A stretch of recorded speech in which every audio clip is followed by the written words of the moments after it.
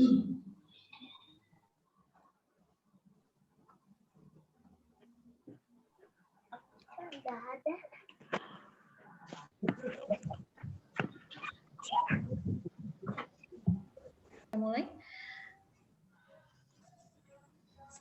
Assalamualaikum warahmatullahi wabarakatuh. Selamat siang, salam sejahtera untuk kita semua. Selamat datang kami ucapkan kepada yang terhormat Bapak Dr. Agus Subagio, SIP MSI, selaku Dekan Fakultas Ilmu Sosial dan Ilmu Politik Universitas Jenderal Ahmad Yani. Yang saya hormati Ibu Dr. Suartisari, SIP MSI, selaku Wakil Dekan 1, Visip Unjani. Yang saya hormati Bapak Dahli Sukma Priyadi KAR, DRS MSI, selaku Wakil Dekan 2, Visip Unjani. Yang saya hormati Bapak Dr. Agustina Setiawan, SIP MSI, selaku Wakil Dekan 3, Visip Unjani. Yang saya hormati kepada para Kapro dan Sekretaris Prodi di lingkungan Visip Unjani. Yang saya hormati Ibu Alisa Amanita SHMKN selaku Ketua Program Studi Ilmu Hukum Visip Unjani. Yang saya hormati Bapak Ibu dosen di lingkungan Visip Unjani, narasumber kita pada kuliah umum siang hari ini. Yang saya hormati Ibu Anindita SH selaku fungsional diplomat pertama Direktorat Hukum dan Perjanjian Kewilayahan Kementerian Luar Negeri Republik Indonesia.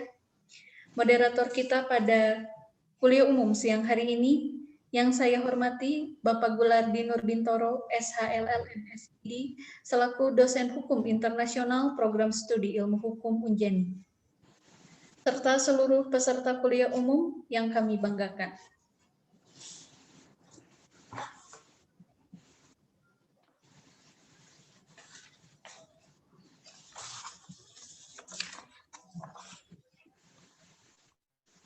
Perkenalkan, saya Henny Berliana selaku Master of Ceremony pada kesempatan kali ini. Adapun susunan acara pada siang hari ini yang akan saya bacakan sebagai berikut. 1. Pembukaan. 2. Pembacaan tata tertib. 3. Laporan kegiatan oleh Ketua Program Studi Ilmu Hukum Unjani. 4. Sambutan dan pembukaan oleh Dekan Visip Unjani.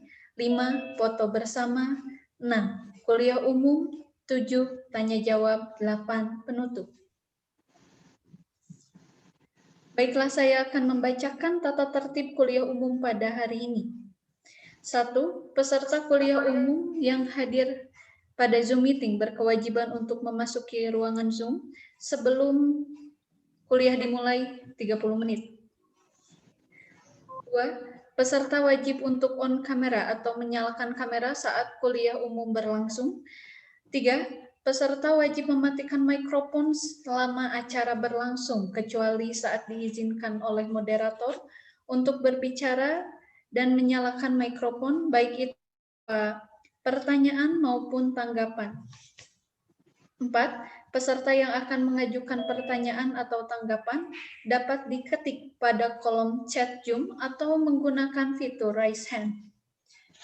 5. Format pada Zoom meeting untuk mahasiswa, untuk mahasiswa menggunakan nama lengkap beserta NIM, untuk umum menggunakan nama lengkap beserta instansi. Wajib mengenakan pakaian sopan dan rapi, tidak diperkenankan memakai kaos. 7. Kuliah umum wajib menjaga etika, tata krama, dan sopan santun demi kelangsungan acara. 8. Mengikuti rangkaian acara dari awal hingga akhir. 9. Panitia dapat mengeluarkan peserta yang melanggar tata tertib pada kuliah umum.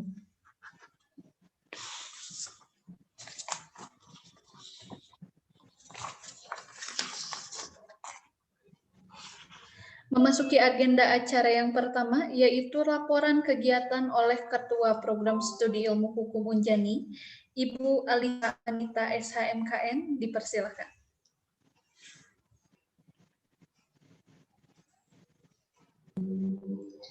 Baik, terima kasih saudari.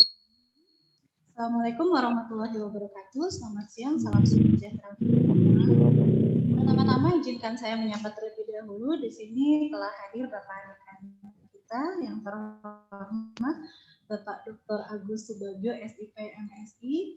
Terima kasih Bapak telah bersedia hadir. Kemudian telah hadir juga di sini narasumber kita Ibu Sasha Dianjaan yang sarjana hukum. Kemudian Bapak Ibu dosen, terima kasih di sini setelah. Kemudian ada Pak Gulardi Nurbintoro, terima kasih Pak sudah menginisiasi acara ini. Ya, kemudian mohon izin Pak Dekan, saya laporkan peserta kita pada hari ini yang terdaftar ada 130 orang, namun yang hadir di sini tampaknya belum mencapai angka tersebut. Kemudian peserta kita bukan hanya berasal dari program studi Unjani saja, tetapi juga dari program studi yang lain. Kemudian juga dari di sini tercatat ada dari Kementerian Luar Negeri, dari LAPAN, ada dari Pushidros TNI AL, ada dari DIP HP Polkam Kemlu. Nah, kurang lebih seperti itu Pak Dekan. Hadir di sini sudah ada 85 orang. Terima kasih saya ucapkan untuk kesediaannya hadir dalam kegiatan kita kali ini. Alhamdulillah, puji dan syukur kita panjatkan kehadiran Allah Subhanahu wa Ta'ala, karena atas izinnya kita pada hari ini dapat melaksanakan kegiatan kuliah umum walaupun dengan segala keterbatasan karena kondisi COVID yang belum juga selesai.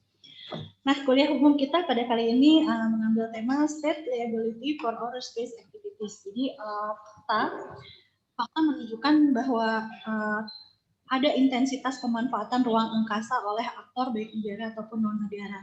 Nah, bentuk aktivitasnya ini semakin kemari gitu ya, itu semakin banyak, misalnya untuk kebutuhan komunikasi, penginderaan jauh, sistem transportasi ruang angkasa, kemudian manufakturing, pembangkit tenaga, dan lain-lain.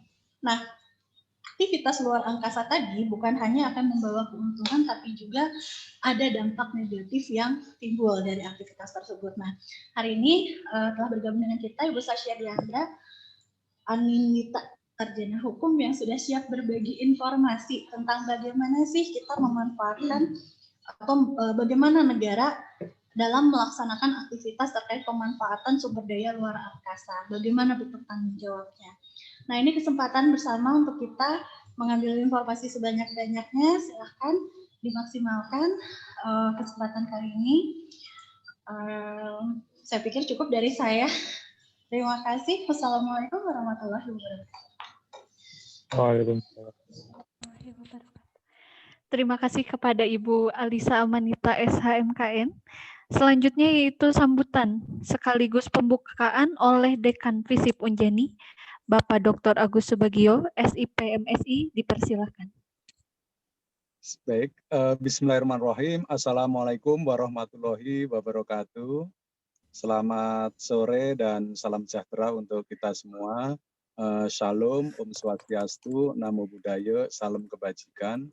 Yang terhormat dan yang saya hormati para narasumber gitu. Yang pertama di sini ada Ibu Sasha Diandra Anindita SH. Beliau adalah fungsional diplomat pertama Direktorat Hukum dan Perjanjian Kewilayahan Kementerian Luar Negeri Republik Indonesia. Dan juga ada moderator di sini Pak Gulardi Nurbintoro SH LLM PhD, yang kebetulan beliau selain bekerja dan berdinas di Kementerian Luar Negeri, beliau adalah menjadi salah satu dosen di Prodi Hukum Universitas Jenderal Ahmad Yani. Kebetulan Pak Gulardi ini adalah muridnya Pak Rektor kami, Profesor Hikmahanto Juwana, dan saya baru pertama kali ini bisa bertemu beliau secara online, meskipun sudah lama saya WA dengan beliau koordinasi banyak hal karena perintah Pak Rektor juga begitu. Dan saya juga dapat info gitu. Bahkan Pak Gulardi ini katanya saudaraan juga dengan mantan rektor yang lama yang digantikan Prof. Hikmahanto juga, Pak Mayor Jenderal TNI Purnawirawan Wicaksono. Jadi ini memang sudah ada tanda-tanda begitu ya dari Allah Subhanahu wa Ta'ala bahwa memang Pak Gulardi harus bergabung ke Universitas Jenderal Ahmad Yani. Terima kasih banyak ini Pak Gulardi Nurbintoro, luar biasa menjadi bagian dari keluarga besar Unjani, khususnya di Prodi Hukum Visip Unjani. Terima kasih. Kemudian yang saya hormati juga para wakil dekan di lingkungan Visip Unjani, para kaprodi, para sekprodi, dan juga para dosen yang ada di jurusan hukum Visip Unjani, serta yang saya cintai dan saya banggakan para peserta kegiatan kuliah umum yang dilaksanakan oleh Prodi Hukum Visip Unjani. Pertama-tama marilah kita panjatkan puji syukur kehadirat Allah Subhanahu wa taala, Tuhan yang Maha Kuasa, karena pada sore hari ini kita semua dapat berkumpul dalam keadaan sehat walafiat melaksanakan salah satu kegiatan akademik di Prodi Hukum Visip Unjani, yakni melaksanakan kuliah umum yang diselenggarakan oleh Prodi Hukum Visip Unjani. Yang berikutnya saya juga mengucapkan terima kasih yang dalam-dalamnya kepada teman-teman Prodi Hukum, khususnya Bu Alisa, Bu Ardini, Bu Lili, dan sebagainya yang telah menyiapkan kegiatan ini. Kegiatan ini adalah rangkaian kegiatan gitu, tidak hanya hari ini, sampai besok juga ada lagi kegiatan seperti ini juga sampai hari Kamis. Saya juga mendengar laporan dari Bu Alisa, mudah-mudahan kegiatan dari mulai hari ini sampai dengan hari Kamis nanti berjalan dengan lancar, meskipun dengan topik, tema, dan juga mungkin pesertanya yang berbeda, tapi mudah-mudahan hal ini berjalan dengan lancar. Yang ketiga, saya juga mengucapkan mohon maaf sekali, saya berada di mobil, di jalan ini karena tadi kita ada acara foto bersama seluruh keluarga besar Visip Unjani, kemudian belum sampai di rumah begitu ya, karena atau di kantor, sehingga mohon maaf sekali saya berjumpa via online berada di jalan begitu, di mobil. Mudah-mudahan ini tidak mengurangi esensi dari kegiatan ini. Kemudian yang berikutnya kami juga sampaikan kepada seluruh peserta bahwa Prodi Hukum Unjani ini memang berdiri tahun 2017 begitu. Kemudian sampai dengan sekarang kita sudah menapaki waktu kurang lebih ya 4-5 tahun begitu. Dan perkembangannya sangat pesat sekali Prodi Hukum, bahkan saya sudah merencanakan bersama Pak Rektor dan juga teman-teman di Prodi Hukum bahwa Prodi Hukum Unjani ini nantinya akan terpisah dari Visip Unjani dan akan kita upayakan segera mendapatkan predikat atau dimekarkan menjadi Fakultas Hukum begitu. Memang ini sejak berdirinya dari Yayasan Kartika Eka Paksi diminta kami dari Visip untuk digabungkan dulu gitu ya, biar diasuh begitu oleh Visip Unjani karena namanya prodi baru begitu. Nanti 2-3 tahun lagi ketika gedung Fakultas Hukumnya sudah jadi, nanti istilah Jawanya disapih begitu ya. Artinya udah dimekarkan menjadi Fakultas Hukum tersendiri. Karena kita sekarang ini merencanakan Prodi Hukum akan dibangunkan satu gedung besar begitu dalam rangka proyek The New Unjani. Dikerjakan oleh PT Wika dan mudah-mudahan 2-3 tahun lagi sudah selesai sehingga nantinya gedung jadi Fakultas Hukum juga bisa berdiri. Ini adalah komitmen kami semua yang ada di sini sehingga nanti Prodi Hukum bisa lebih berkembang lagi dan sebagainya begitu. Harapannya sekarang ini peminatan di Prodi Hukum juga sangat luar biasa. Jadi baru 3-4 tahun tapi peminatannya sudah sangat bagus sekali. Harapannya nanti ke depan dengan dipisah menjadi Fakultas Hukum sendiri, Prodi Hukum akan menjadi fakultas yang luar biasa. Itu mungkin beberapa hal dari saya terkait dengan pengantar sambutan dalam rangka kuliah umum hukum internasional yang diselenggarakan oleh Prodi Hukum. Mudah-mudahan ini menjadi awal yang baik bagi kita untuk memajukan Prodi Hukum Unjani begitu. Dan dengan mengucapkan Bismillahirrahmanirrahim, kegiatan kuliah umum yang diselenggarakan oleh Prodi Hukum tahun ini 2021 saya nyatakan dibuka. Saya kira dari saya cukupkan sekian. Terima kasih atas perhatiannya, waktu dan tempat kami kembalikan kepada pembawa acara. Wabillahi taufik wal hidayah. Wassalamualaikum warahmatullahi wabarakatuh. Waalaikumsalam warahmatullahi wabarakatuh. Terima kasih kepada Bapak Dr. Agus Subagio, SIP MSI. Berikutnya berkenan kepada Bapak Dekan, Kaprodi, Sekretaris Prodi, narasumber serta moderator untuk dapat melakukan foto bersama.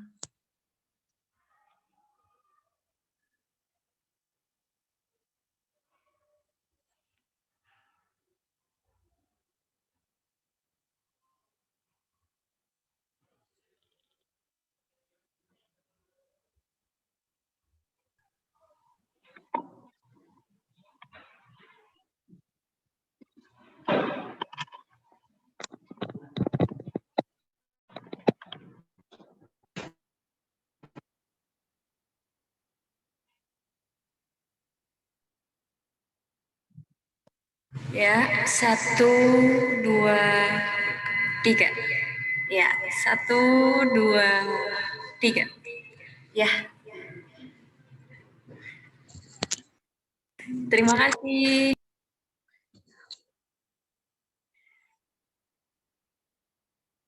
Terima kasih. Foto bersama sesi 1 sudah selesai dilaksanakan.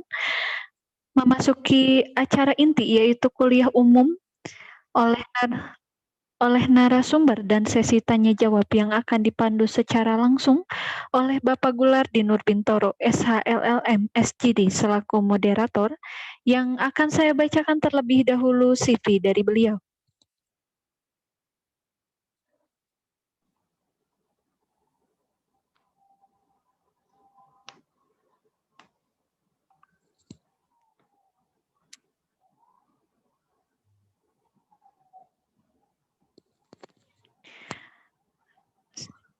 Inilah CV dari Bapak Gulardi, menempuh pendidikan formal di Fakultas Hukum Universitas Indonesia, kemudian melanjutkan Master of Law di University of Virginia, terakhir 2014 hingga 2018 menyelesaikan Doctor of Juridical Science di University of Virginia. Adapun pengalaman kerja yang sudah dilalui oleh Bapak Gulardi diantaranya di tahun 2011 di Directorate for the Protection of Indonesian Citizen and Legal Entities, 2011 hingga 2012 menjabat sebagai Consulate General of the Republic of Indonesia for Dubai, 2012 hingga 2014 di Directorate for South American and Caribbean Affairs, 2018 hingga sekarang di Directorate of Legal Affairs and Territorial Treaties, 2020 hingga sekarang menjadi dosen hukum internasional di Universitas Jenderal Ahmad Yani.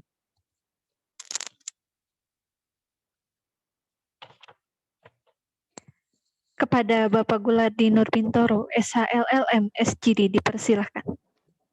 Terima kasih banyak atas kesempatannya, Mbak Heni. Assalamualaikum warahmatullahi wabarakatuh. Salam sejahtera bagi kita semua. Yang saya hormati Bapak Dekan, Bapak Ibu Wakil Dekan, Ibu Kepala Prodi, dan juga Bapak Ibu dosen Universitas Jenderal Ahmad Yani, teman-teman mahasiswa Universitas Jenderal Ahmad Yani, narasumber Mbak Sasha Diandra Anindita, dan juga para hadirin yang mengikuti kuliah umum pada siang hari ini. Terima kasih, saya sudah diperkenalkan tadi, saya akan bertindak sebagai moderator dalam acara kuliah umum pada siang hari ini yang bertemakan State Liability for Outer State, mengenai tanggung jawab negara di luar angkasa. Ini merupakan isu yang di Indonesia belum terlalu banyak dieksplorasi, tetapi memiliki nilai yang sangat penting karena di masa yang mendatang siapa tahu Indonesia sudah memiliki kemampuan untuk juga mengeksplorasi luar angkasa, dan saya kira narasumber yang kita hadirkan yang kita undang pada siang hari ini merupakan sosok yang sangat tepat sekali, Mbak Sasha Diandra Anindita. Saya bacakan sedikit CV beliau. Beliau lulus dari Universitas Pajajaran, Fakultas Hukum tahun 2016. Kemudian pengalaman profesional beliau antara lain internship atau magang di Ginting dan Rexodi Putro, kemudian juga magang di Untung Surya dan Partners, dan menjadi junior associate di salah satu law firm Eri Yunasri dan Partners. Kemudian di tahun 2019, Mbak Sasha Diandra bergabung dengan Kementerian Luar Negeri, saat ini menjabat sebagai fungsional diplomat pertama. Ini adalah Bapak Dekan dan rekan-rekan sekalian, meskipun Mbak Sasha ini baru katakanlah 2 tahun bergabung dengan Kementerian Luar Negeri, tetapi karena beliau sehari-hari menangani isu ini, mungkin pengetahuannya mengenai hukum udara dan hukum angkasa sudah jauh melebihi saya yang 10 tahun bekerja di Kementerian Luar Negeri. Jadi Mbak Sasha ini sudah merupakan sosok yang tepat untuk memberikan kuliah umum mengenai luar angkasa. Dan tanpa berpanjang lebar lagi, saya akan mengundang Mbak Sasha untuk menyampaikan paparannya. Nah, terima kasih Pak Moderator, Pak Dr. Gulardi. Assalamualaikum warahmatullahi wabarakatuh. Salam sejahtera bagi kita semua. Om Swastiastu, Namo Buddhaya, salam kebajikan. Yang saya hormati Bapak Dekan Fisip Unjani, Bapak Dr. Agus Subagio, Bapak Ibu Wakil Dekan Unjani, dan juga Kaprodi dari Unjani, Kaprodi Hukum Fakultas Hukum dari Unjani, dan juga Bapak Ibu dosen Fakultas Hukum Unjani. Yang saya hormati juga Bapak Ibu teman-teman dan mahasiswa Unjani sebagai peserta dari kuliah hukum internasional. Pertama-tama izinkan saya menyampaikan rasa terima kasih saya karena sudah diundang untuk menjadi narasumber untuk sedikit berbagi mengenai hukum internasional, khususnya hukum luar angkasa. Kesempatan ini merupakan kehormatan buat saya karena sebetulnya saya sendiri masih belajar mengenai hukum luar angkasa dan hukum internasional.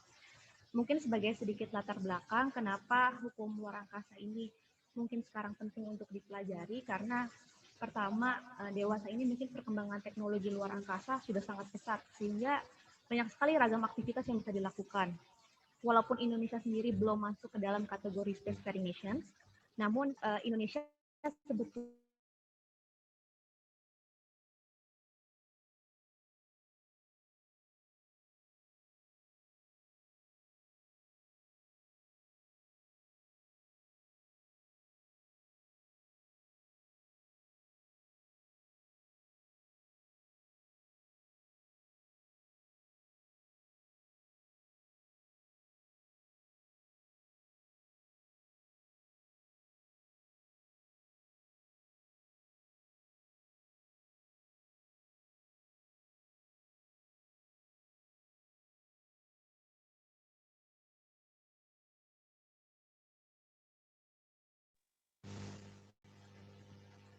selamat siang.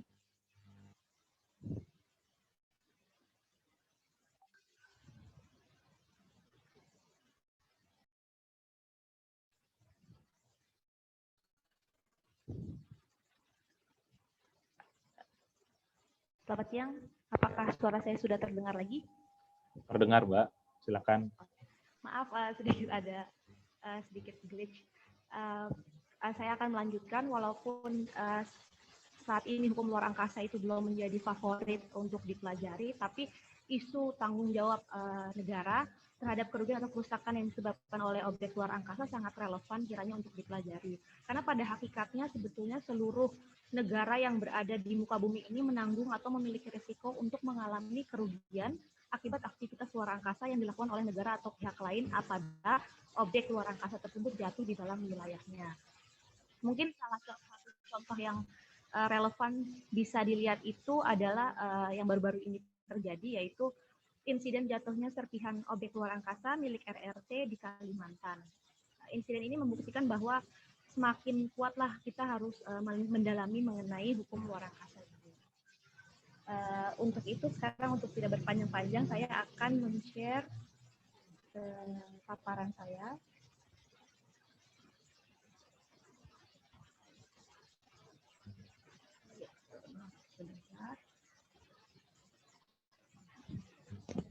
Untuk pertama, mungkin saya akan membahas mengenai general overview terhadap instrumen hukum yang sudah ada atau yang sudah eksis saat ini, yang dibuat di bawah kerangka United Nations atau PBB. Yang pertama itu adalah Outer Space Treaty yang entry into force pada tahun 1967. Outer Space Treaty ini sebetulnya memiliki nama yang lengkap, yaitu Treaty on Principles Governing the Activities of States in the Exploration and Use of Outer Space, including the Moon and other celestial bodies. Ini berisi mengenai prinsip-prinsip utama terkait kegiatan luar angkasa. Yang kedua itu adalah Agreement on the Rescue of Astronauts, the Return of Astronauts, and Return of Objects Launched into Outer Space, atau yang biasa dikenal dengan Rescue Agreement, yang entry into force pada tahun 1968. Ini mengatur mengenai tata cara penyelamatan astronot dan bantuan bagi negara peluncur untuk mengembalikan space objeknya apabila jatuh di wilayah teritori negara lain. Yang ketiga itu adalah Convention on International Liability for Damage Caused by Space Objects, atau yang dikenal sebagai Liability Convention, yang entry into force pada tahun 1972. Konvensi ini mengatur mengenai tanggung jawab atas kerugian yang disebabkan oleh space object, tanggung jawab negara. Lalu yang keempat itu adalah Convention on Registration of Objects Launched into Outer Space, atau yang biasa dikenal dengan Registration Convention, yang entry into force pada tahun 1976, yang mengatur mengenai tata cara pendaftaran space objects untuk memudahkan identifikasi launching space. Dan yang terakhir adalah Agreement Governing the Activities of States on the Moon and Other Celestial Bodies, atau yang biasa disebut dengan Moon Agreement, yang entry into force pada tahun 1984, yang mengatur bahwa mengenai eksplorasi bulan dan bahwa sumber daya alam di bulan tunduk pada rezim Common Heritage of Mankind. Namun hari ini mungkin kita tidak akan bahas semua dari instrumen hukum ini karena tidak akan cukup. Kita akan fokus terhadap Liability Convention ini sendiri.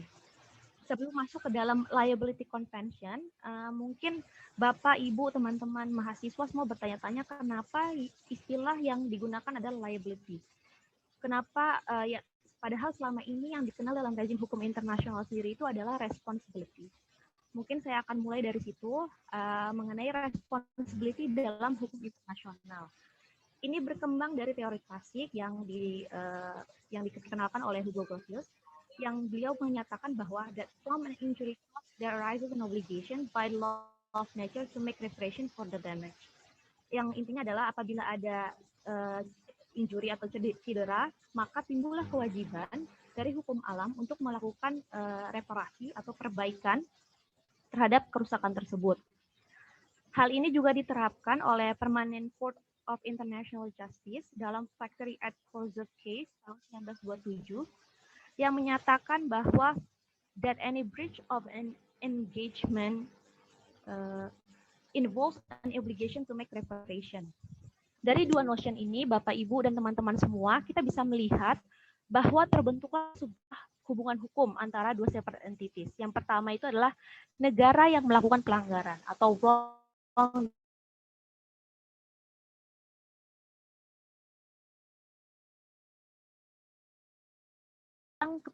Kewajibannya terhadapnya kewajiban dilanggar atau injured state yang mengalami damage.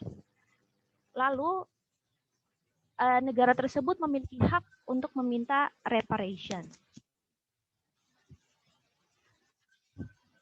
Untuk perkembangannya sendiri dalam hukum internasional ini terjadi major development atau perkembangan yang sangat besar terkait diversifikasi aktor dan stakeholders di dalam rezim hukum internasional yang tadinya bersifat sangat eksklusif domain negara, namun sekarang juga meliputi pihak-pihak swasta, individu, dan organisasi internasional.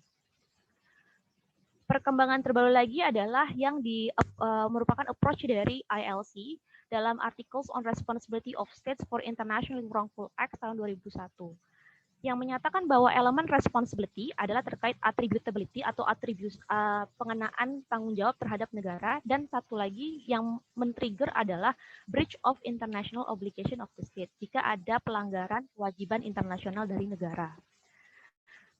Responsibility ini, konsep responsibility dalam hukum internasional ini tentunya juga berlaku dalam hukum luar angkasa.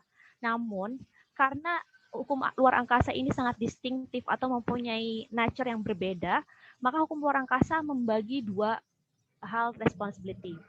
Pertama, responsibility negara terhadap aktivitasnya di luar angkasa. Dan yang kedua adalah kewajiban untuk membuat reparation atas kerugian atau damage yang disebabkan oleh space objects, yang akhirnya diberikan istilah sebagai liability. Bapak, Ibu, teman-teman semua, mungkin nanti ke depannya saya akan menggunakan istilah responsibility dan liability, karena tidak ada padanan bahasa Indonesia yang pas untuk mendefinisikan responsibility dan liability. Untuk responsibility negara terhadap aktivitasnya di luar angkasa, siapakah yang akan menanggung, yang bertanggung jawab maksud saya? Yang akan bertanggung jawab adalah appropriate states yang melakukan aktivitas di luar angkasa yang dilakukan oleh badan atau individu yang menyandang nasionalitas dari negara tersebut. Sedangkan untuk liability yang bertanggung jawab adalah state or states yang terinvolve atau tergabung dalam kegiatan peluncuran space objects itu sendiri yang menyebabkan damage. Bapak Ibu mungkin bisa dan teman-teman semua bisa melihat bahwa di sini ada penekanan terkait state or states yang artinya bisa jadi ada jamak launching state yang lebih dari satu seperti itu. Nanti ini akan kita bahas lebih lanjut. Pengejawantahan dari prinsip responsibility dan liability di dalam hukum luar angkasa ini dinyatakan secara jelas di dalam Outer Space Treaty. Untuk responsibility itu diatur dalam pasal 6 Outer Space Treaty, yang dimana Ibu, Bapak, dan teman-teman bisa melihat sendiri rumusannya. Yang harus kita highlight pertama adalah bahwa international responsibility for national activities in outer space itu akan tertrigger dengan adanya akan membawa kewajiban untuk memastikan bahwa national activities-nya dilakukan sesuai dengan provisions atau ketentuan yang diatur dalam perjanjian internasional. Dan yang kedua, untuk appropriate states itu adalah negara yang melakukan otorisasi atau continuing supervision atau pengawasan secara berlanjut terhadap aktivitas yang dilakukan di luar angkasa. Sedangkan untuk pasal 7 Outer Space Treaty, rumusan dari pasalnya itu lebih menekankan terhadap munculnya liability itu ketika ada damage terhadap negara pihak lainnya. Bisa kita simpulkan bahwa triggering event atau pemicu dari responsibility itu adalah pelanggaran negara terhadap kewajiban internasional, sedangkan untuk liability, pemicu atau triggering eventnya adalah adanya kerugian atau damage yang ditimbulkan atas aktivitas yang dilakukan negara. Sekarang kita akan masuk ke dalam pembahasan Liability Convention. Yang pertama-tama itu adalah mengenai latar belakangnya. Kenapa Liability Convention dibuat? Karena sebetulnya seluruh state parties itu sadar bahwa aktivitas luar angkasa bersifat highly hazardous atau sangat berbahaya yang sering menimbulkan insiden-insiden disaster. Selain itu juga karena mengingat hanya beberapa negara yang dapat melakukan kegiatan luar angkasa secara aktif, maka freedom to export itu harus diimbangi dengan memperhatikan potential damage yang akan timbul dari aktivitas luar angkasa. Selain itu, Liability Convention jelas dibuat karena merupakan kepengejawantahan dari pasal 7 Outer Space Treaty 1967. Tujuannya apa? Tujuan dibuat dari Liability Convention ini pertama karena pada saat itu belum ada rezim hukum internasional yang mengatur mengenai tanggung jawab negara terhadap atau tanggung jawab negara terhadap kerugian yang ditimbulkan oleh space object. Sehingga yang pertama itu adalah membuat prosedur dan aturan internasional terkait liability terhadap damage yang disebabkan space object. Yang kedua, itu memastikan adanya prompt payment of full and equitable measure dari kompensasi terhadap damage yang terjadi. Mungkin dari kata prompt payment of full and equitable measure ini bisa kita lihat bahwa Liability Convention sangat bersifat victim oriented atau sangat berfokus pada korban. Jadi harus pembayarannya harus secara prompt, segera, full, harus restitusi ad integrum atau mengembalikan kepada keadaan semula, dan equitable measure yang bisa dikalkulasikan atau divaluasi damage-nya. Untuk selanjutnya saya akan membahas mengenai terms atau istilah-istilah yang sering digunakan di dalam yang digunakan dalam Liability Convention. Yang pertama itu terkait damage. Apa itu damage di dalam Liability Convention? Pertama itu loss of life atau kehilangan nyawa, personal injury or other impairment of health, itu cedera pada individu atau pengurangan menjadikan disable gitu. Terus loss of or damage to property of states or person, berarti kerugian terhadap atau kerusakan terhadap properti yang dimiliki oleh negara, individu ataupun badan hukum dari negara, dan juga properti dari organisasi internasional. Apa sih damage yang di-cover di dalam Liability Convention? Damage yang di-cover dalam Liability Convention hanya terbatas pada kerusakan yang disebabkan oleh space objects. Di luar itu, Liability Convention tidak mengatur secara rinci. Yang kedua itu adalah term dari space object. Apa itu space object? Di dalam Liability Convention dinyatakan bahwa istilah space object mencakup dari komponen space object itu sendiri, atau dalam bahasa Indonesia mungkin lebih tepatnya wahana luar angkasa kalau saya tidak salah, dan juga termasuk juga alat peluncur atau kendaraan peluncur, dan juga bagian-bagian dari kendaraan peluncur tersebut. Profesor Bincang, salah satu scholar yang terkemuka di dalam hukum luar angkasa, itu mendefinisikan space object sebagai objek yang dibuat oleh manusia yang diluncurkan atau dimaksudkan untuk diluncurkan ke luar angkasa. Dari definisi-definisi tersebut bisa dikatakan bahwa aircraft, pesawat long-lived, roket, satelit, dan space debris merupakan termasuk ke dalam dari space object itu sendiri. Yang ketiga itu terkait launching state.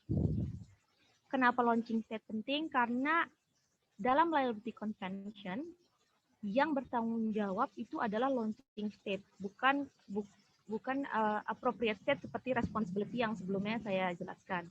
Dalam Liability Convention, launching state ini dibagi menjadi 4. Yang pertama, negara yang meluncurkan, negara yang menyelenggarakan atau procure, negara yang wilayahnya digunakan sebagai tempat peluncuran, dan negara yang fasilitasnya digunakan untuk peluncuran.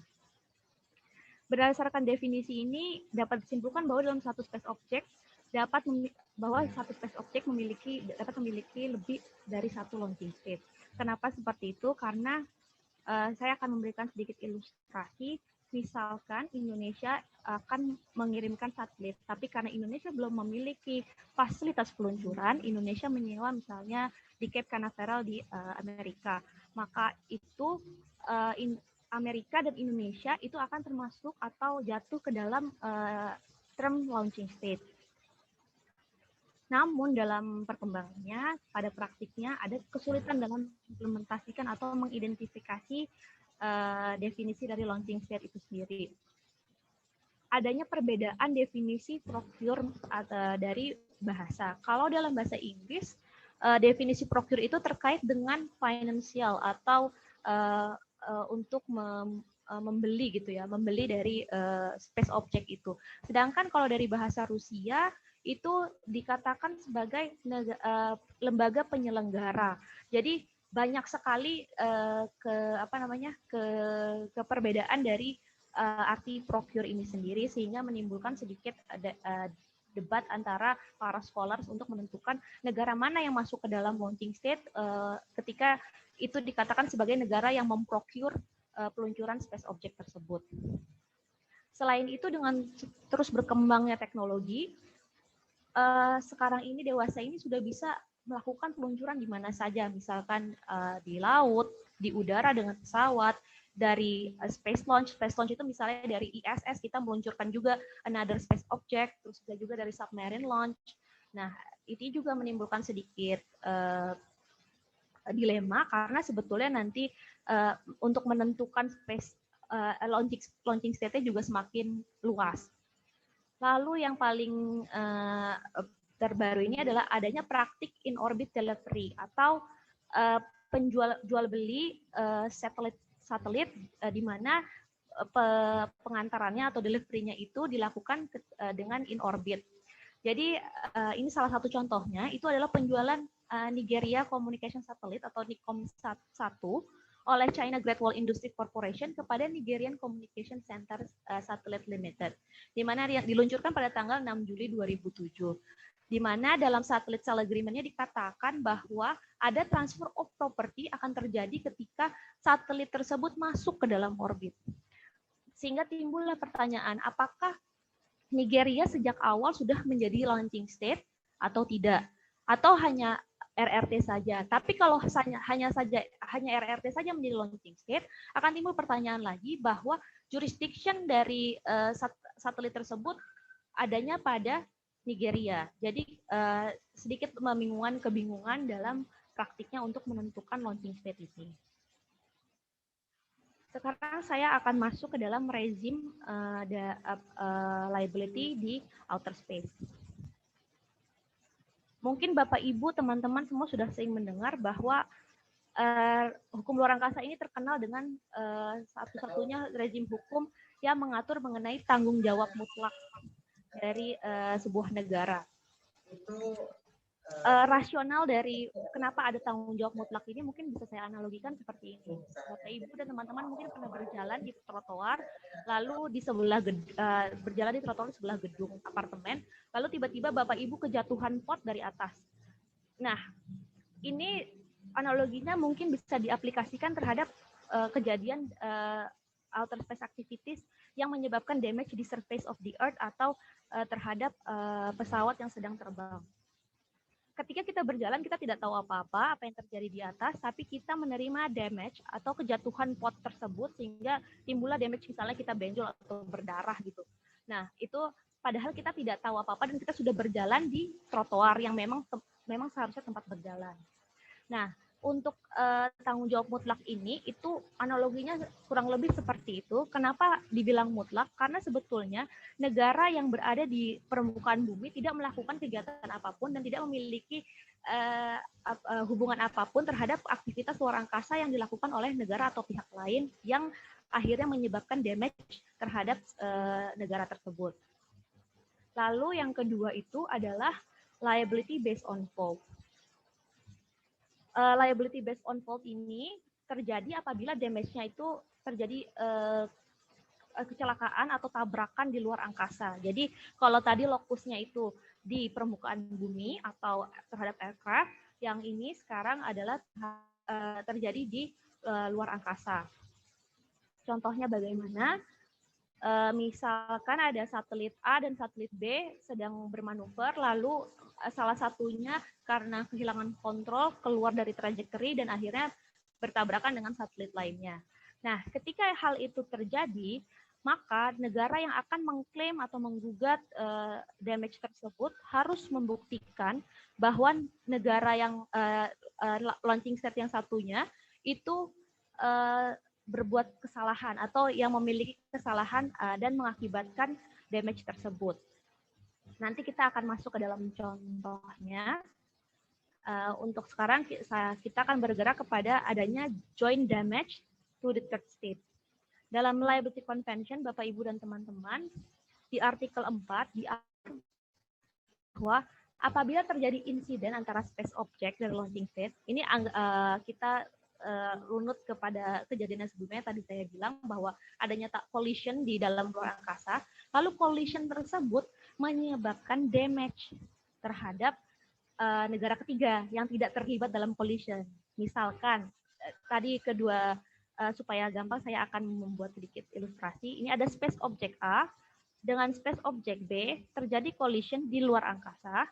Lalu dari collision ini timbullah suatu debris misalkan yang akhirnya menginjur suatu negara. Nah, untuk ini tergantung di mana kejadiannya. Apakah yang apply akan strict liability atau fault based liability tergantung di mana negara ketiga tersebut mendapatkan damage-nya. Apabila space debris dari tabrakan space object A dan space object B menginjur si negara ketiga ini di permukaan bumi, maka akan terinvoklah strict liability. Namun kalau misalkan damage negara ketiga ini adalah terhadap properti negara ketiga yang juga ada di atas luar angkasa, misalkan, itu maka akan yang berlaku adalah fault based liability. Injured state akan bisa meminta full compensation kepada kedua negara itu. Namun di dalam artikel 4 dinyatakan bahwa sebetulnya tidak perlu injured state mengajukan klaim langsung kepada launching state space object A dan launching state space object B.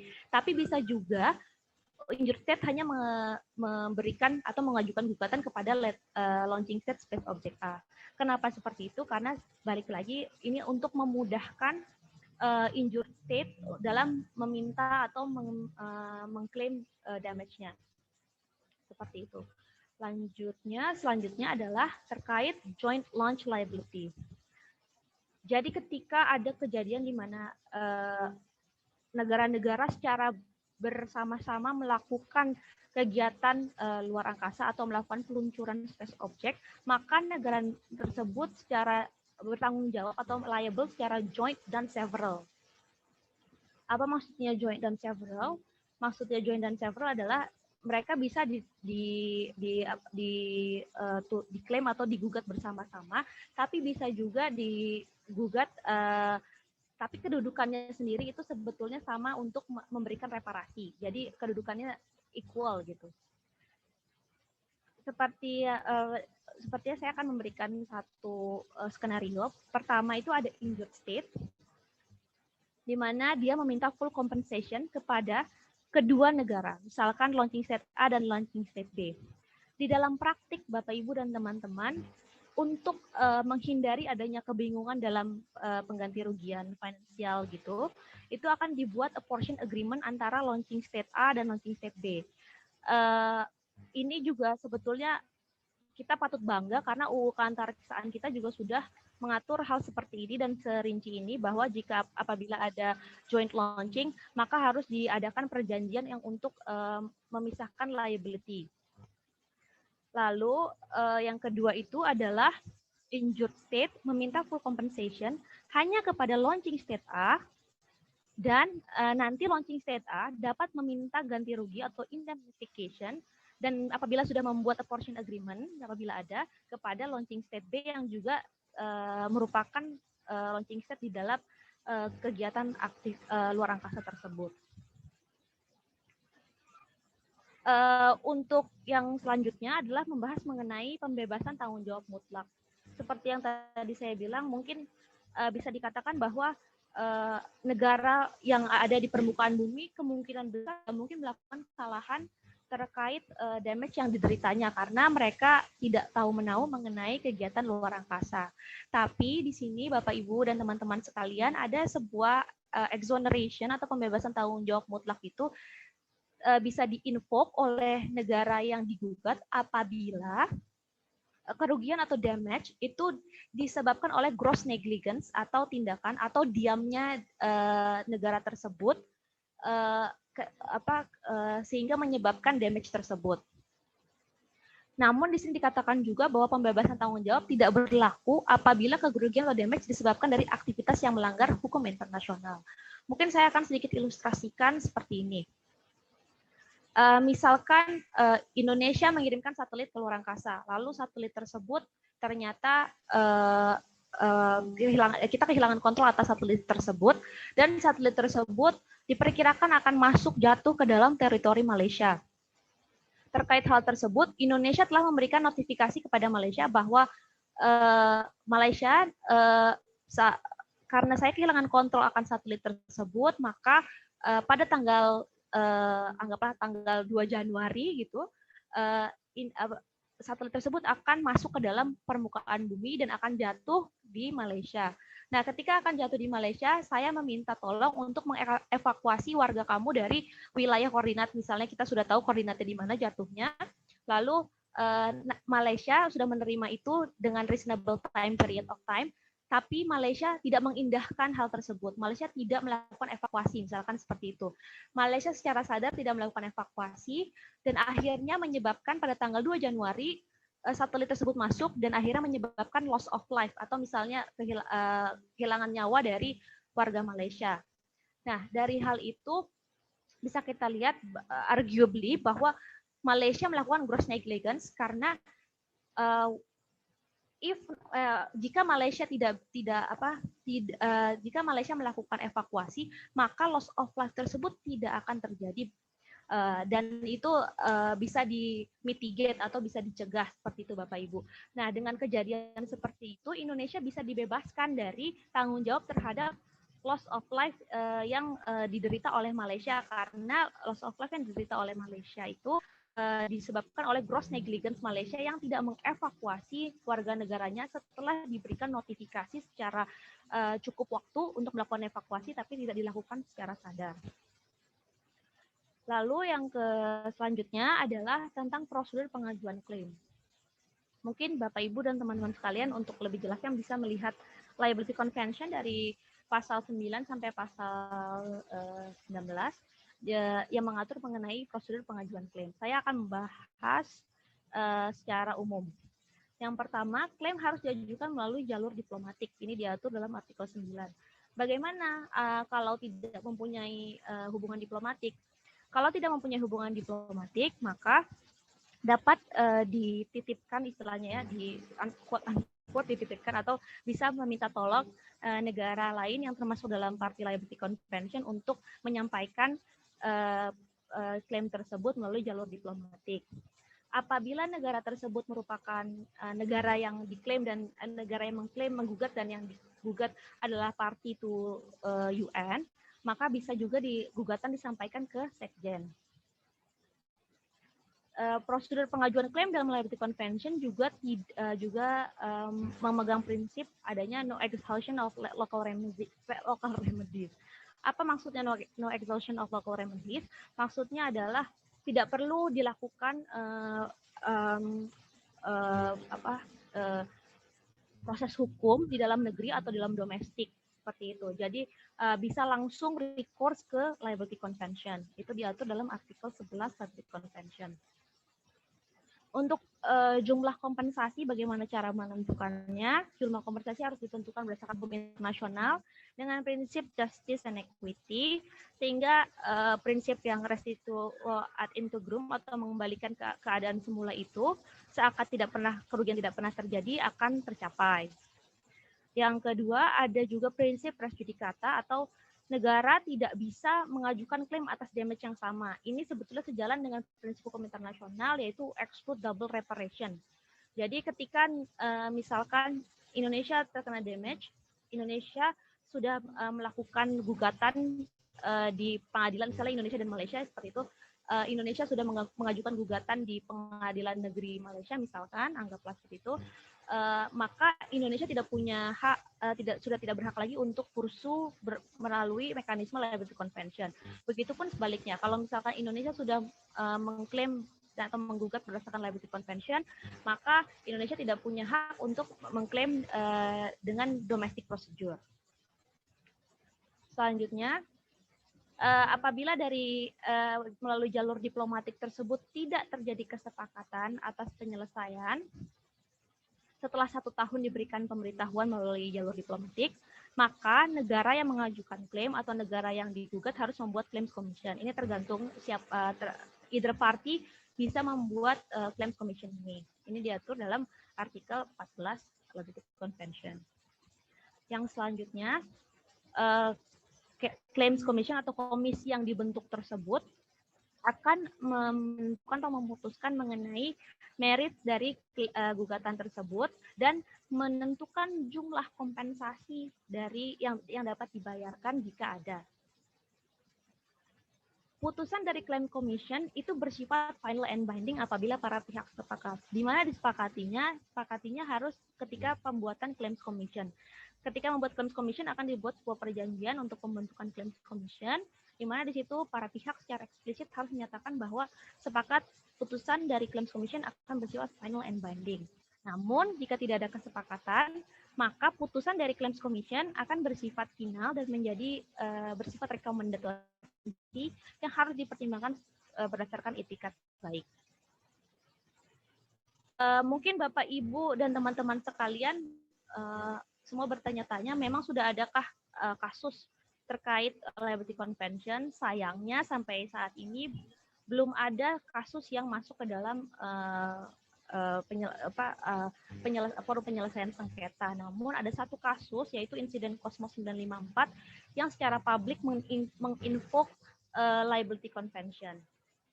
Dari insiden Cosmos ini, seperti yang bisa kita lihat di fakta hukumnya, Cosmos 954 ini milik Rusia. Dia adalah satelit bertenaga nuklir dulu bukan Rusia tapi maaf Soviet.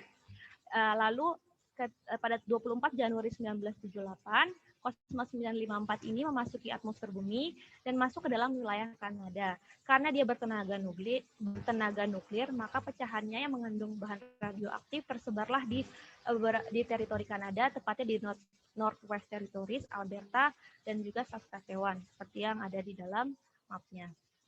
Lalu Kanada mengajukan klaim atas kerugian yang dideritanya yang dibasiskan atau didasarkan pada artikel 2 Liability Convention tahun 1972 dan juga General Principle of International Law.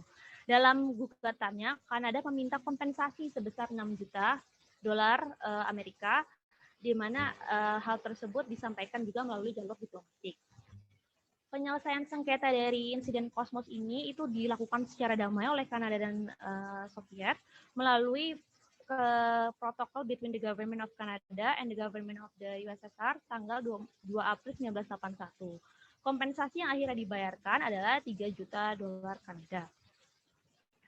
Namun dalam penyelesaian sendiri itu, dalam protokol tersebut tidak ada referensi atau rujukan kepada liability convention, sehingga mungkin kali ini memang gugatannya didasarkan pada liability convention, namun dalam penyelesaiannya atau penghitungannya pun tidak merujuk pada liability convention. Sebagai saya mengambil insiden di mana ketika terjadi tabrakan antara Bolans in the Space milik atau Blitz milik Rusia dengan satelit Pengyun 1C atau FY1C di luar angkasa. Jadi bisa dilihat dari dalam keterangan ini kalau kelihatan ininya sepertinya. Nah, ini di sini Pengyun 1C ini secara intentional sudah dihancurkan oleh RRT menggunakan anti-satellite weapon pada Januari 11, 2007. Penghancuran dari Pengyun 1C ini menyebabkan banyaknya debris dari Pengyun ini yang berputar di luar angkasa dan akhirnya membentuk pola seperti ini. Dia tersebar ke seluruh luar angkasa.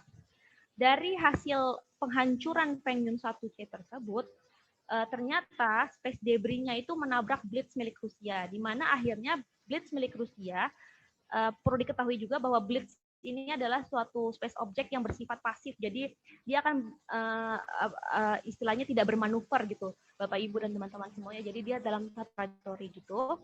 Nah, ketika tertabrak oleh space debris dari Pengyun 1C ini, keluarlah si Blitz ini dari trajektori yang seharusnya, dan dia sekarang sedang berputar secara tidak terkontrol seperti itu. Dalam insiden ini Rusia tidak mengajukan klaim terhadap RRT sayangnya, namun mungkin kita bisa hypothetical case bahwa apabila Rusia mengajukan klaim, beberapa hal yang harus diperhatikan adalah pertama, mungkin Rusia akan membasiskan atau mendasarkan klaimnya pada artikel 3 Liability Convention terkait liability based on fault, karena terjadi di luar angkasa, karena lokusnya terjadi di luar angkasa. Pertama, kalau menggunakan artikel 3 Liability Convention, pertama Rusia harus membuktikan bahwa pecahan FY1C merupakan penyebab dari kerugian yang diderita oleh Blitz. Harus establish causal link. Dalam mengklaim sebuah damage, causal link ini sangat penting karena apabila causal link interrupted with some diinterupsi atau tidak ada direct link-nya, maka untuk menggugat klaim itu sangat sulit. Yang kedua, Rusia harus membuktikan bahwa RRT bersalah atau at fault sehingga tabrakan tersebut terjadi. Untuk argumen pertama mungkin saja Rusia bisa menggunakan teknologinya untuk men-track apakah betul pecahan Blitz yang menjadi yang menyebabkan dari damage yang disustain atau yang diderita oleh Blitz.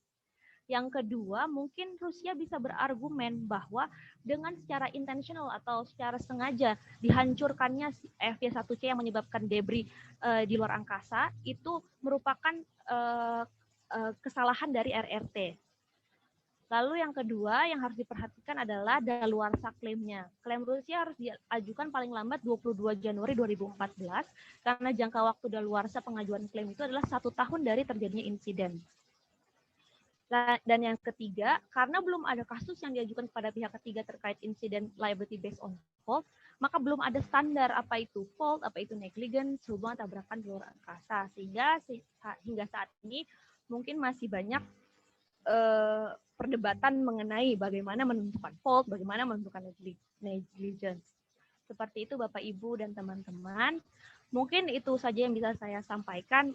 Selanjutnya mungkin kita bisa berdiskusi bersama-sama. Ini bukan saya Bapak Ibu dan teman-teman semua bertanya kepada saya, mungkin tapi lebih ke arah diskusi. Apalagi ini kan sebetulnya ditujukan untuk forum praktik hukum internasional. Mungkin saya akan mengharapkan partisipasi aktif dari mahasiswa-mahasiswi Unjani untuk ikut chip in atau berdiskusi dalam proses selanjutnya. Terima kasih Bapak Ibu dan teman-teman semuanya. Terima kasih banyak Mbak Sasha atas presentasinya yang sangat mencerahkan bagi kami semua. Sangat yakin nih bahwa Mbak Sasha ini adalah expert di bidang ini. Dan kami juga berterima kasih atas waktu yang telah diberikan. Ini sudah ada beberapa pertanyaan di chat box. Saya bacakan mungkin Mbak Sasha bisa nanti membaca sendiri, tapi paling nggak sini saya catat sudah ada 4 pertanyaan. Saya ambil dari yang paling akhir dulu. Ada pertanyaan dari Ahmad Arul, mahasiswa Prodi Hukum Unjani. Apa saja ciri-ciri khusus perbuatan hukum luar angkasa dalam sistem hukum nasional? Kemudian ada satu lagi dari Unjani juga, dari Fauzan Musdaki. Sejauh mana yurisdiksi nasional suatu negara dalam mengatur tentang aktivitas ruang angkasa? Dan ada dari, ini terima kasih banyak Pak Fernando Sinaga dari Universitas HKBP Nomensen Medan yang sudah turut bergabung dalam acara ini. Pertanyaannya, bagaimana dengan 2 prinsip yang membatasi tindakan sewenang-wenang terhadap pemanfaatan ruang angkasa, yaitu 1, non-appropriation principle, yang kedua, freedom of exploitation principle.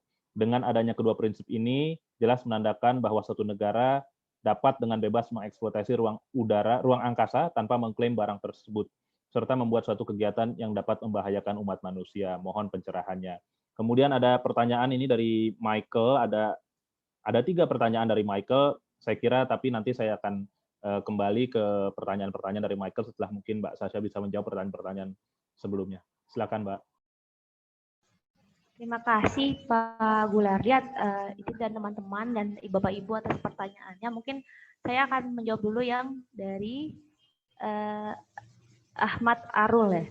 Ahmad Arul, apa saja ciri-ciri khusus perbuatan hukum luar angkasa dalam sistem hukum nasional dan sistem hukum internasional? Ciri-ciri khusus, ini maksudnya ciri-ciri khusus itu mungkin lebih ke arah karakteristik mungkin ya, karakteristik dari perbuatan hukum luar angkasa. Mungkin bisa dijawab seperti ini, Ahmad Arul, Bapak Ahmad Arul atau Mas Ahmad Arul, bahwa sebetulnya perbuatan hukum luar angkasa itu pada intinya adalah seluruh kegiatan yang dilakukan oleh launching state atau negara peluncur, seperti yang sudah saya jelaskan sebelumnya, bahwa launching state itu bisa terdiri dari 4 kategori yang tadi, untuk seluruh kegiatan di luar angkasa. Jadi mungkin ciri khususnya tidak ada, tapi seluruh perbuatan hukum luar angkasa itu akan di-regard atau dianggap sebagai perbuatan hukum luar angkasa. Jadi tidak ada apa namanya istilahnya, tidak ada perbedaan apakah itu dilakukan oleh nasional atau internasional, karena sebetulnya seluruh kegiatan itu dianggap sebagai kegiatan hukum luar angkasa seperti itu. Terus pertanyaan kedua tadi dari Pak siapa? Pak Gulardi. Pertanyaan kedua dari Fauzan Musdaki. Izin betul dari manakah yurisdiksi nasional hukum negara dalam mengatur tentang aktivitas? Ini pertanyaan yang sangat bagus dari Mas Fauzan Musdaki. Sejauh manakah yurisdiksi nasional suatu negara dalam mengatur aktivitas ruang angkasanya? Seperti yang tadi di slide yang sudah saya perlihatkan, bahwa sebetulnya jurisdiksi nasional itu sangat memegang peranan sangat penting dalam aktivitas luar angkasa, Mas Fauzan, karena seluruh ketentuan untuk melakukan otorisasi atau melakukan pengawasan secara berkelanjutan itu harus diatur oleh rezim hukum nasional kita atau domestic legislation ya istilahnya, Mas Fauzan. Dan kita juga patut berbangga bahwa Indonesia sudah memiliki UU keantariksaan yang sebetulnya sudah mengadopsi banyak sekali ketentuan-ketentuan dalam perjanjian internasional yang sudah ada atau instrumen hukum yang sudah ada gitu. Jadi sebetulnya jurisdiksi nasional suatu negara itu menentukan bagaimana kapan itu disebut sebagai launching state, karena nanti akan terkait dengan lisensi yang diberikan oleh negara tersebut terhadap aktivitas luar angkasa. Begitu Mas Fauzan, Mas Daki. Terus selanjutnya adalah dari pertanyaan Pak Fernando Sinaga. Pak Fernando Sinaga. Bagaimana dengan detik ini?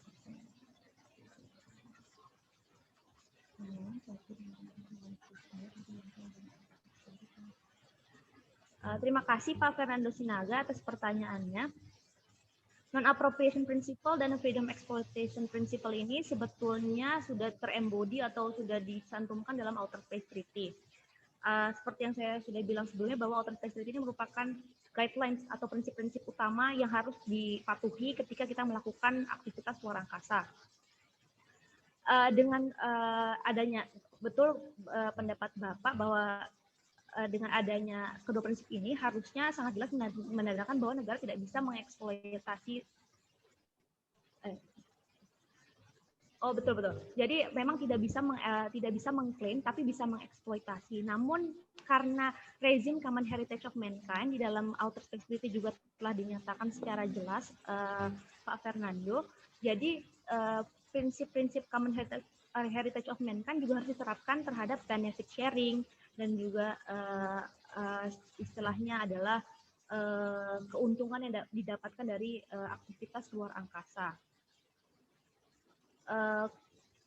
Kalau misalkan yang dimaksudkan Pak Fernando adalah bahwa akhirnya negara bisa sewenang-wenang untuk mengeksploitasi, itu akan dihentikan oleh akan dilarang atau melanggar kewajiban hukum internasional yang juga tercantum dalam Outer Space Treaty, yaitu bahwa eksplorasi dan eksploitasi luar angkasa ini tidak boleh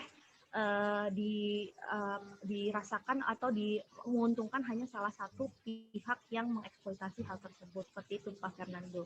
Jadi mungkin kalau misalkan kita lihat Outer Space Treaty, maka bisa disimpulkan bahwa kemungkinan ini tidak bisa terjadi karena kewajiban negara itu sudah jelas untuk tidak mengeksploitasi untuk menguntungkan negara sendiri. Karena kita paham bahwa spacefaring nations hanya ada beberapa dan tidak semua negara mempunyai kapasitas tersebut. Seperti itu Pak Fernando. Terima kasih Mbak Sasha. Pertanyaan lanjutan dari Michael. Ada 3 pertanyaan. Yang pertama, menurut Mbak Sasha, apakah ada poin-poin dalam liability convention yang bisa diperbaiki dan disesuaikan dengan perkembangan zaman? Yang kedua, melihat fenomena saat ini dengan semakin maraknya aktivitas luar angkasa yang dilakukan oleh perusahaan privat, bagaimana konteks pertanggungjawaban yang terjadi melalui aktivitas yang dilakukan oleh perusahaan tersebut? Yang ketiga, bagaimana dengan kerugian yang terjadi di wilayah di mana tidak terdapat jurisdiksi tertentu dari suatu negara, misalnya di high seas, apakah memungkinkan melalui liability convention untuk meminta pertanggungjawaban negara? Yang keempat, ada 4 pertanyaan Michael nih. Bagaimana apabila negara yang terkena kerugian dalam satu kasus juga merupakan launching state? Apakah dimungkinkan atau tidak bagi negara tersebut untuk meminta ganti rugi dan bagaimana mekanismenya? Itu 4 pertanyaan dari Michael. Semuanya bagus-bagus nih pertanyaannya Michael. Yang kemudian selanjutnya dari Mbak Ayuni ada pertanyaan dari mahasiswa Ilmu Hukum Unjani. Dalam penjelasan latar belakang dari liability convention, jika freedom to explore tidak diimbangi dengan kewajiban untuk memperhatikan potential damage, apakah akan menimbulkan masalah di kemudian hari? Tuh.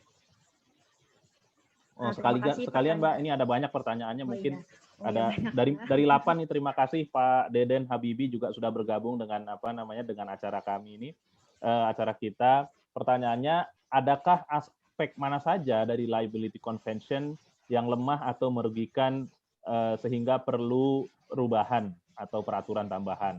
Yang kedua, bagaimana Kementerian Luar Negeri akan menindaklanjutinya, mengingat sulitnya negara-negara saat ini membuat perjanjian baru, melainkan perangkat-perangkat soft law. Saya kira itu 6 pertanyaan buat Mbak Sasha, masih ada waktu untuk menjawab semuanya, dan tentunya kalau misalnya ada pertanyaan-pertanyaan lain dari para peserta, dengan sangat dipersilahkan. Mungkin pertanyaannya Michael dulu sepertinya akan saya jawab. Yang pertama, apakah ada poin-poin dalam liability convention yang bisa diperbaiki dan disesuaikan dengan perkembangan zaman? Jelas ada, Michael, seperti yang sudah saya paparkan sebelumnya, banyak sekali kesulitan dalam mengimplementasikan terkait definisi launching state dan bagaimana cara menentukan launching state dengan adanya teknologi perkembangan yang tadi saya bilang adanya in-orbit delivery, dengan adanya peluncuran yang bisa dilakukan di mana saja, dan dengan moving platform, itu akan menimbulkan banyak debate ya, atau debat dari scholars terkait bagaimana cara menentukan launching state. Tapi mungkin ini yang perlu kita highlight bahwa kebanyakan atau rezim luar angkasa, hukum luar angkasa ini, kebanyakan rezimnya itu di dalam perjanjian internasional mengatur mengenai kemungkinan untuk melakukan review apakah implementasi dari konvensi tersebut sudah sesuai dengan perkembangan zaman. Kalau untuk liability convention sendiri, kita bisa lihat di artikel 26, itu ada kemungkinan untuk negara parties atau state parties untuk melakukan review terhadap implementasinya. Kalau dia dinyatakan membutuhkan required revision, maka state parties bisa melakukan revisi terhadap liability convention. Mungkin bisa dilihat sendiri, bisa dilihat juga oleh Michael di artikel 26 dari liability convention. Lalu selanjutnya melihat fenomena saat ini. Untuk rezim liability ini, pertanggungjawaban ini, bagaimana konteksnya dalam perusahaan privat, seperti yang sudah saya jelaskan sebelumnya, kalau dalam rezim luar angkasa, karena sifatnya victim oriented, jadi para penggugat damage ini dimudahkan. Jadi ada notion yaitu direct responsibility, bahwa seluruh kegiatan luar angkasa itu dianggap sebagai kegiatan negara. Kenapa dianggap sebagai kegiatan negara? Karena negara memberikan otorisasi dan juga pengawasan secara berkesinambungan terhadap kegiatan luar angkasa tersebut. Jadi, walaupun itu dilakukan oleh perusahaan privat, tapi dia menyandang nasionalitas dari suatu negara, maka negara tersebut secara langsung dapat mempertanggungjawabkan hal tersebut. Ini mengapa sangat penting dalam domestic legislation harus diatur mengenai bagaimana caranya pembagian liability terhadap private entities yang akan melakukan kegiatan luar angkasa. Kalau saya tidak salah, di dalam UU keantariksaan kita pun, ketika kita akan memberikan lisensi terhadap kegiatan luar angkasa, itu juga kita harus Indonesia government gitu ya, PAN dalam hal ini akan membuat perjanjian dengan perusahaan tersebut untuk membatasi tanggung jawabnya. Itu adalah salah satu measure untuk melindungi negara dari kegiatan yang dilakukan oleh perusahaan privat. Tapi kalau ditanya apakah negara bisa diseret atau dibawa ke ICJ, misalkan katakanlah seperti itu, ya Indonesia langsung bisa, negara bisa langsung dibawa ke ICJ untuk mempertanggungjawabkan kegiatan yang dilakukan oleh perusahaan privatnya. Misalkan kalau misalkan SpaceX gitu ya, perusahaan Amerika bisa langsung dianggap bertanggung jawab untuk kegiatan yang dilakukan oleh SpaceX karena Amerika secara langsung mengotorisasi dan melakukan monitoring terhadap kegiatan luar angkasa yang dilakukan oleh SpaceX. Terus pertanyaan ketiga, bagaimana dengan kerugian yang terjadi jurisdiksi dari satu negara? Apakah dimungkinkan oleh liability convention? Oke, kalau untuk yang pertanyaan ketiga ini, liability convention tidak mengatur mengenai damage yang terjadi di luar jurisdiksi suatu negara. Jadi yang diatur itu hanyalah damage yang terjadi di teritori suatu negara, yaitu di surface of the earth, atau terhadap properti atau individu dari negara tersebut. Jadi kalau di dalam rezim liability convention mungkin ini tidak tepat mungkin, tapi untuk prinsip hukum internasional sendiri ini bisa dilakukan. Misalkan terjadi environmental damage, maka bisa di invoke lah klaim atau gugatan yang didasarkan pada hukum internasional lingkungan seperti itu, Michael. Jadi mungkin untuk liability convention sendiri tidak bisa secara langsung di invoke, tapi bisa menggunakan instrumen hukum internasional lainnya. Lalu yang keempat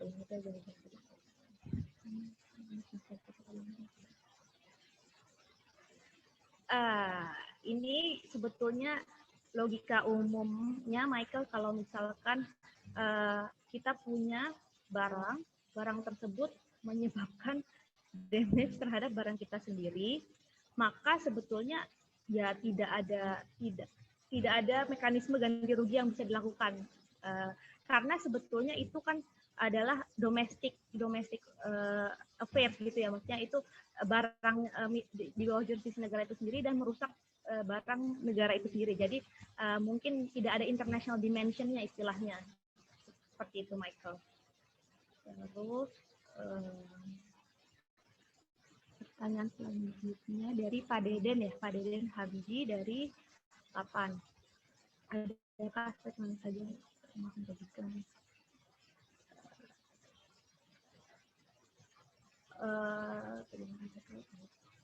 Untuk pertanyaan pertama, Pak Deden, terima kasih banyak ini Pak udah ditanya mengenai apa saja yang bisa kita perbaiki gitu ya Pak terkait hukum nasional kita. Mungkin yang pertama Pak, hukum nasional kita ini kan baru ada itu tahun 2013 kalau saya tidak salah ya, UU Antariksa itu ya. UU Antariksa nomor 21 itu baru ada tahun 2013. Nah, secara umum sebetulnya UU Antariksa kita itu telah mengadopsi prinsip-prinsip yang sudah dijabarkan dalam hukum internasional. Namun mungkin yang perlu ditambah itu adalah peraturan implementasinya Pak, karena banyak di dalam UU Antariksa itu membutuhkan atau diatur lagi dalam peraturan turunan.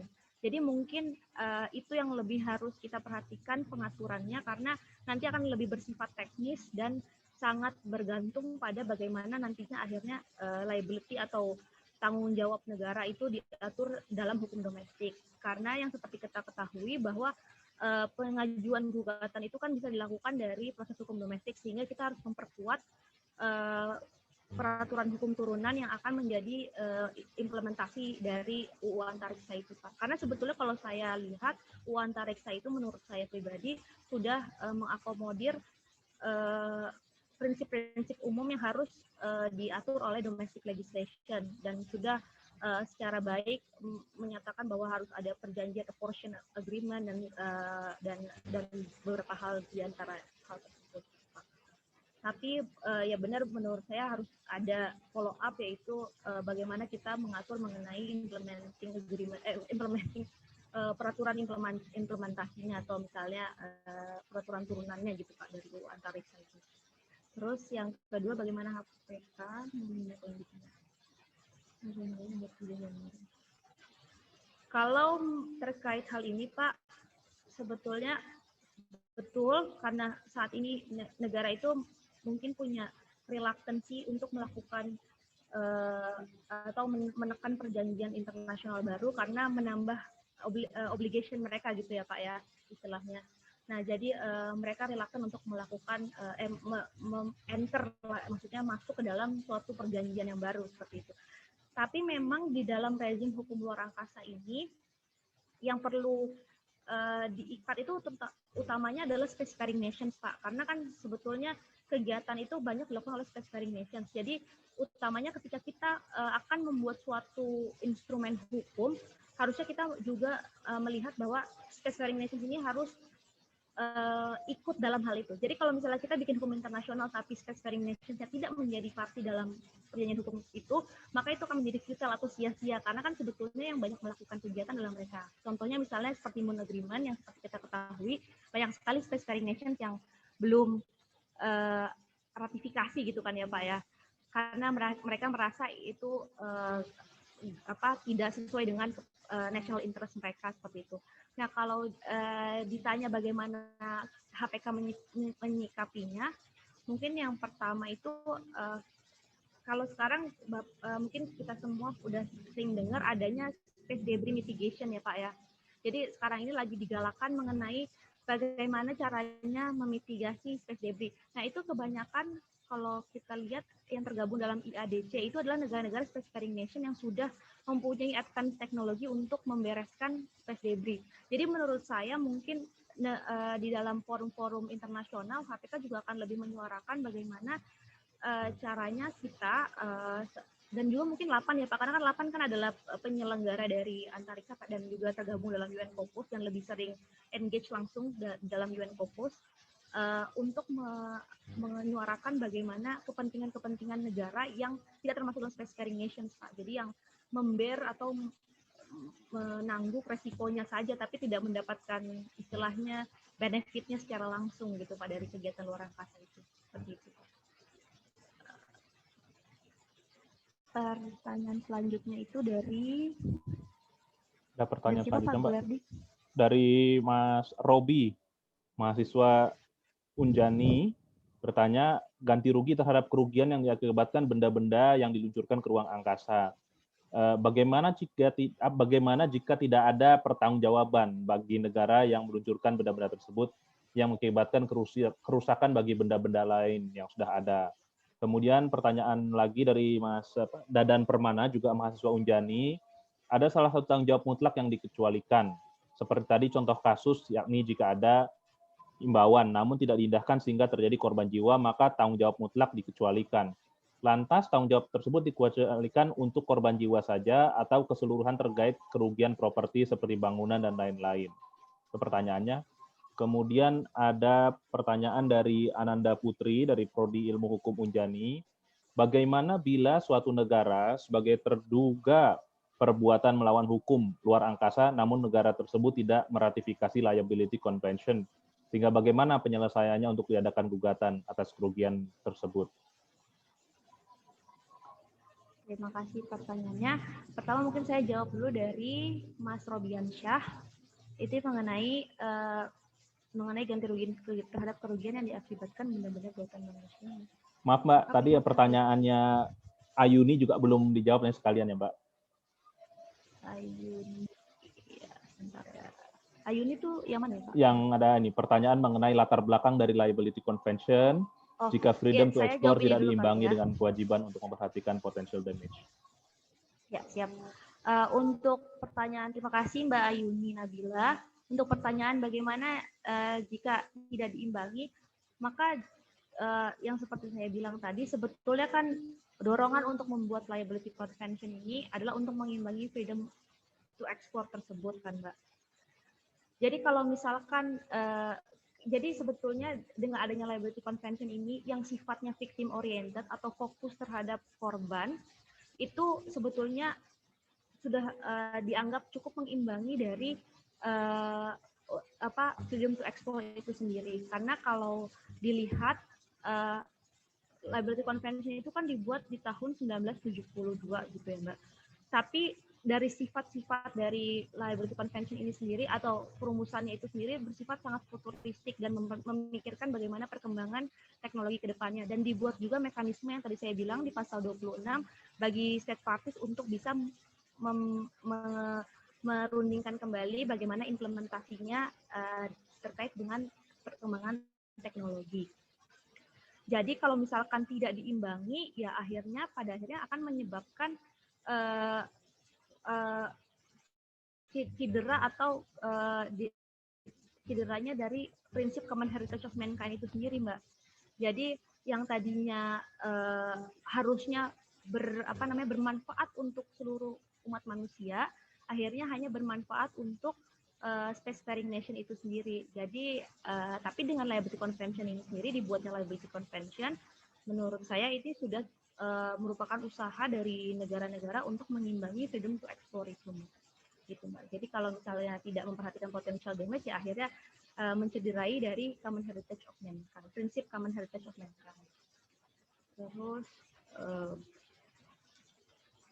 Selanjutnya tadi yang melanjutkan pertanyaan dari Mas Robian Syah. Bagaimana jika tidak ada pertanggungjawaban bagi negara yang melakukan maaf Mas Robian Syah, ini boleh diklarifikasi maksud pertanyaannya bagaimana? Bagaimana jika tidak ada pertanggungjawaban bagi negara yang menunjukkan, maksudnya bagaimana Mas? Coba Mas Robi, silakan diklarifikasi Mas. Baik. Sebelumnya terima kasih kepada moderator. Jadi izin bertanya, Mbak. Di sini kan mengenai peluncuran benda-benda kepada ruang angkasa itu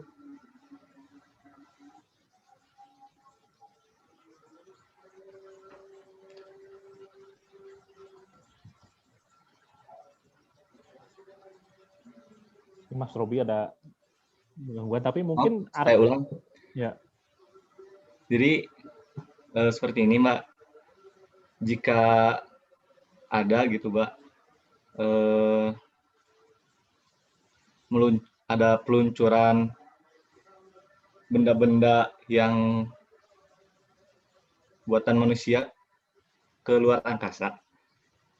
Nah, jika ada kerusakan di ruang angkasa ini dari benda-benda tersebut dari negara lain, nah, bagaimana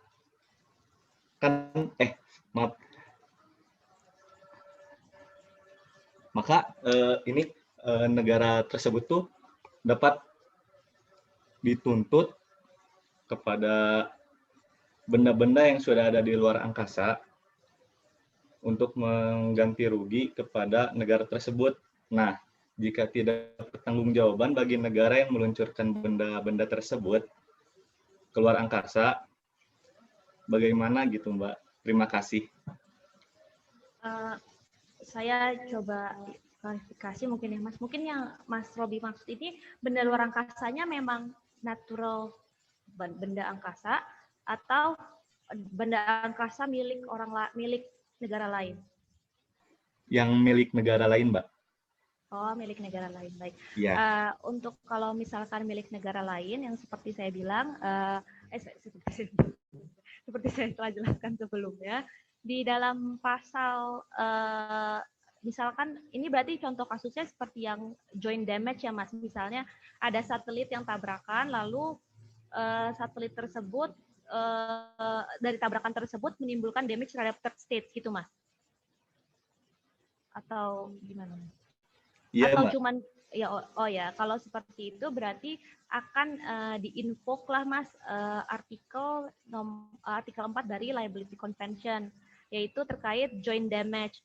Jadi nanti negara yang mengalami kerugian tersebut yang bendanya rusak itu dapat mengajukan gugatan kepada launching state space object 1 atau launching state space object 2. Untuk penyelesaiannya sendiri, nanti launching state space object 1 atau launching state space object 2 akan melakukan kalkulasi atau apportion terhadap kesalahan mereka. Dalam hal mereka tidak bisa melakukan apportion dalam kesalahan mereka atau tidak bisa dikalkulat kesalahannya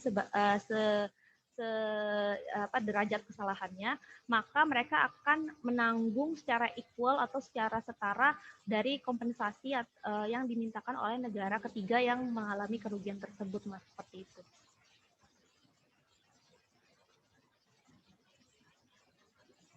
Menjawab pertanyaannya, Mas Robian Syah.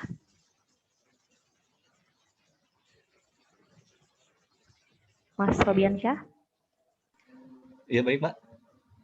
Menjawab pertanyaan Mas Robiansyah, apa kurang atau bagaimana, ada follow up question? Cukup. Terima kasih banyak, Mbak. Ya, baik, terima kasih Mas Robiansyah. Pertanyaan selanjutnya, Mbak. Bagaimana bila satu negara sebagai terduga perbuatan melawan hukum luar angkasa tidak meratifikasi Liability Convention? Apabila negara tersebut tidak meratifikasi Liability Convention, maka negara tersebut jelas tidak terikat dalam Liability Convention. Efek akibat hukumnya adalah bahwa negara yang mengalami kerugian tidak bisa membasiskan klaim gugatannya berdasarkan liability convention, akan tetapi masih terbuka peluang untuk negara yang mengalami kerugian tersebut mengklaim gugatannya melalui General Principle of International Law karena terjadinya damage akibat aktivitas dari negara tersebut, seperti itu. Jadi yang akan prevail adalah rezim hukum internasional atau pertanggungjawaban hukum internasional secara umum gitu. Mbak Ananda, ini pertanyaan dari Mbak Ananda ya? Ya, gitu Mbak Ananda.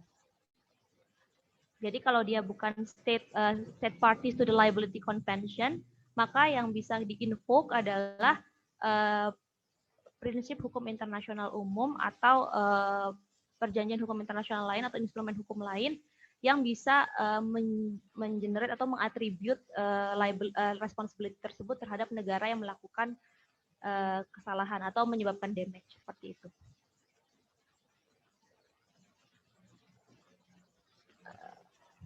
Terima kasih Mbak Sasha. Saya lihat tidak ada pertanyaan lain lagi, dan berdasarkan waktu yang diberikan kepada kita sebetulnya sudah lewat 5 menit. Terima kasih banyak Mbak Sasha atas jawaban-jawaban dari penjelasan tambahan dari pertanyaan-pertanyaan dari rekan-rekan mahasiswa Unjani maupun juga dari peserta yang lain. Saya sangat berterima kasih sekali karena pada hari ini kita bisa sama-sama mendapatkan pemahaman mengenai salah satu aspek dari hukum internasional yang sangat penting, yaitu mengenai liability convention, bagaimana tanggung jawab negara terhadap aktivitas di luar angkasa. Mungkin sekali lagi bagi Indonesia ini masih merupakan suatu benda yang katakanlah sangat asing, karena mungkin kita juga belum memiliki kemampuan untuk melakukan aktivitas yang terkait dengan luar angkasa secara penuh. Misalnya kita bandingkan dengan Amerika Serikat ataupun juga negara-negara lainnya, tetapi siapa tahu di masa yang akan mendatang. Mungkin juga kuliah ini bisa membuat teman-teman mahasiswa Unjani maupun juga dari peserta yang lain bisa apabila memiliki ketertarikan untuk mendalami isu mengenai outer space law, hukum luar angkasa, bisa menghubungi Mbak Sasha di Kementerian Luar Negeri ya Mbak ya. Karena Mbak Sasha akan dengan senang hati akan membantu teman-teman apabila ada pertanyaan-pertanyaan, siapa tahu mungkin menulis skripsi mengenai outer space law, outer space activities, karena di Kementerian Luar Negeri itu kalau misalnya ada pertanyaan-pertanyaan mengenai skripsi atau permintaan untuk melakukan wawancara, itu dengan senang hati kami buka pintu selebar-lebarnya untuk teman-teman atau siapapun untuk menanyakan lebih lanjut dan membantu teman-teman dalam proses penulisan skripsi ataupun juga riset-riset yang lain di luar daripada itu. Dari saya, sekali lagi terima kasih Mbak Sasha atas waktunya, atas penjelasannya, sangat bermanfaat sekali buat kita semua di sini. Kepada waktu dan tempat saya kembalikan kepada pembawa acara. Terima kasih.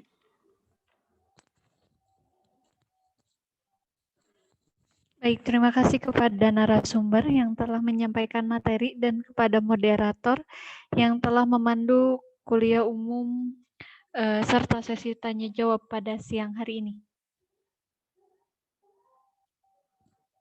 Selanjutnya, sebelum mengakhiri kuliah umum pada siang hari ini, dimohon kepada narasumber, moderator, serta seluruh peserta untuk dapat berfoto bersama.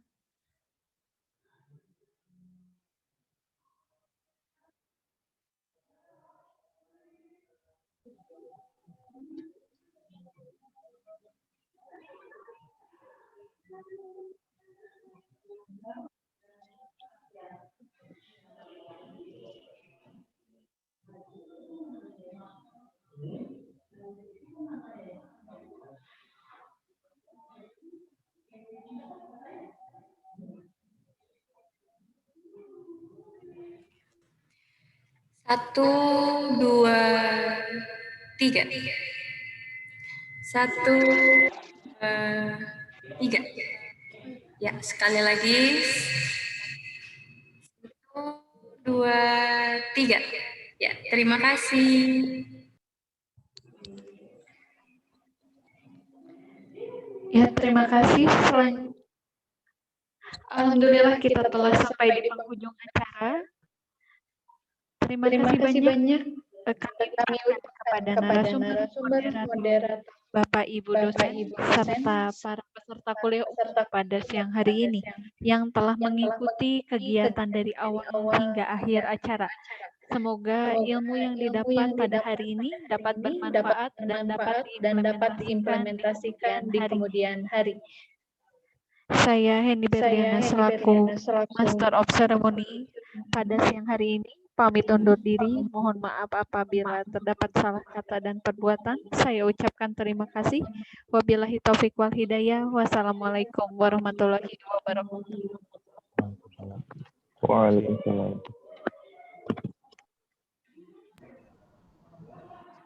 Gulardi.